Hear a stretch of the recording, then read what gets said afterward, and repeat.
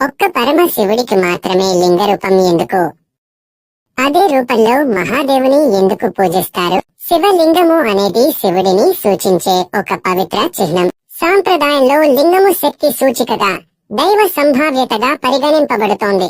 పూర్వం శివుడిని విగ్రహ రూపంలోనే పూజించేవారు. దీనిని మనం హరప్పా శిథిలాలలో దొరికిన పశుపతి విగ్రహాన్ని పరిశీలించవచ్చు. వరాహ పురాణంలోని వెంకటేశ్వర స్వామి అవతారానికి సంబంధించిన గాథలో భృగు మహర్షి శాప ఘట్టంలో భృగు మహర్షి శివుడిని నేటి నుండి నీ లింగానికే కాని నీ విగ్రహానికి పూజలుండవు అని శపిస్తాడు.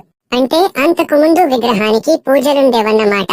శివలింగాన్ని శివుని ప్రతిరూపంగా భావించి పూజించే ఆచారం మాత్రం ప్రాచీనమైనదే. ఇది ఎప్పుడు ప్రారంభమైందో ఇప్పటిదాకా ఎవరూ ఖచ్చితంగా తేల్చలేదు.